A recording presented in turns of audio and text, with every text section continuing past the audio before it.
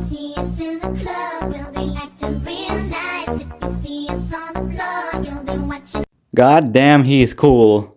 Well, hey guys, welcome back to another video. And today we'll be talking about the GOAT himself, Sampo, Kafka.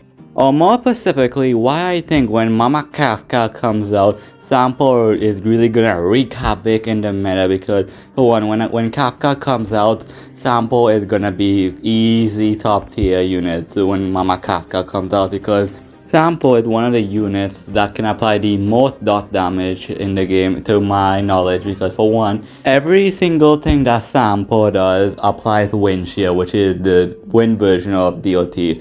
Sampo can apply wind shear on his normal attack, he can apply wind shear in his skill, and he can apply a whole lot of wind shear in his ultimate. He is just full of wind shear damage, and I am all for all that wind shear damage, because honestly, I'm excited to see how that's gonna break Memory of Chaos and the simulated universe ulting. If you go with the nihility path, the margin, that's gonna break everything, because the nihility path is already strong enough with only Sampo. Imagine what you can do with a Sampo team with Kafka. So the team would be like Kafka, Sampo, Servalt, and probably, let's say, Natasha.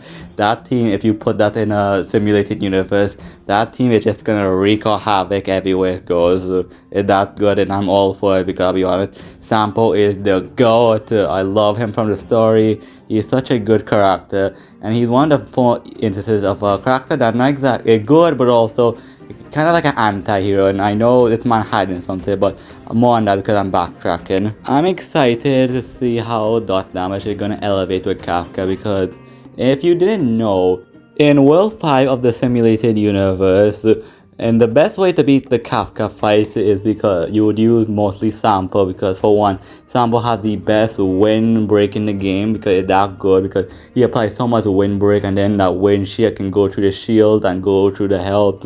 It's a lot of damage, and you would always use Sampo like a nihility team. So you would go like Natasha, Wells, Sampo, and a flex spot, and let's say someone like Clara, because that's a flexible spot. But basically, that team, like those 3 members, I said the first 3, those units with all the debuffing and with dot damage and all the buffs, it's just crazy. Like I remember watching M-Touch video on how Sampo was able, a level 20 something Sampo was able to beat the Kafka boss fight, and I'll be honest, I was so impressed. I wanted to try it, and it worked, but you have to be very careful on his HP. But if he can do that much damage by himself and low level, imagine all the wreak and havoc Sampo can do when Kafka comes.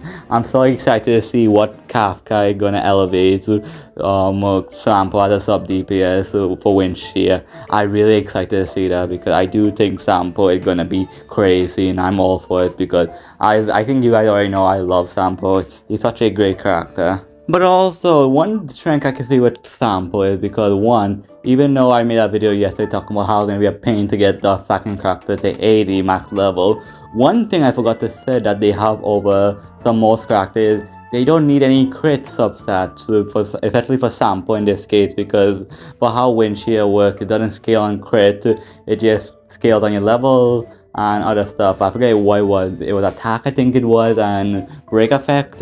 So yeah, you don't need nothing. So that one thing is very easy to get relics for Sampo. So that is one thing you can say.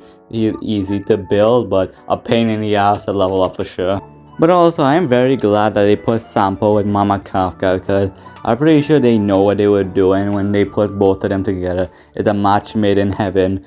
But also, I'm kind of glad Sampo is with Kafka, because it would have been very scummy if Sampo was in the Blade banner, because that would have been something. Because imagine you can get Kafka Warner, but you don't have Sampo, and you would like to put Sampo with your Kafka team, but you have to wish you're on the Blade banner and you might ruin your pity. That would have sucked, but it would have been a very smart thing to do in a money situation. But I'm very glad they didn't do that, so I'm happy about that. But it also kind of, for me, I think I was done talking about Sampo, but for me, I really want to build up Sampo, but in where my account is right now, there's no use for Sampo in my account because right now I'm kind of struggling for material to level up my own unit. So I want to build up Sampo, but until then I have to keep him on the bench for now because I have other units I need to focus on, because I'm trying to get my blade up in such a pain in the ass up as I knew it, because I don't want to talk about it. But I think that's all for today's video. So with all that said, thank you so much for watching this video.